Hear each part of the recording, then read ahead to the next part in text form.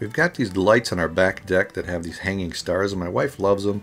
I've fixed it like 2 or 3 times. They keep going out. So finally she just went out and bought a new string of lights. And I thought, okay, this will be easy. These stars just push right onto the lights. You just pull it off and push it on. So I thought this will be an easy change. Yeah, right. The new ones were, well, loose and smaller. So I needed something to fix this. So 3D printing to the rescue.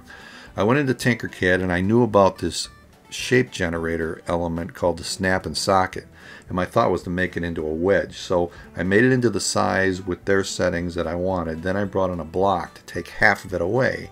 That way I'd have a wedge, and hopefully this would wedge against the light bulb and hold it tight. So I brought it into Simplify 3D and I duplicated it 19 times. I had 20 of these guys. I ended up printing a few more because I broke a couple, but I printed it on the Prusa MK2S. I did it really fast at a 0.3 layer height, so these are going to be rough.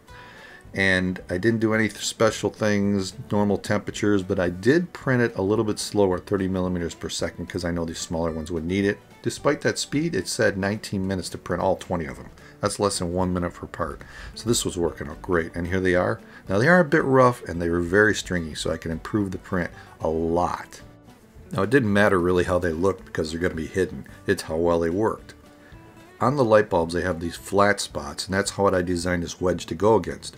So I put one in place and then I brought in the star to see if I could get this to just push on. Well, it wasn't quite as easy as I thought.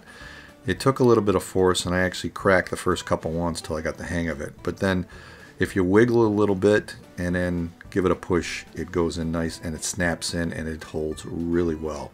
And if you pull it really hard, the lip prevents it from coming out. Now the silver ones seem to be a little smaller hole than the gold ones. The gold ones went in easy just with a slight push, and they held just fine.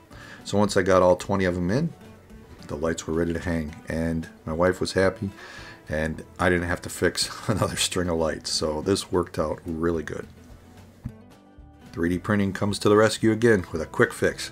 If you like this, maybe check out some of my other videos, and if you want to help support the channel, Patreon is always appreciated. But if nothing else, please click on that logo in the lower right hand corner and subscribe. I'll see you next time.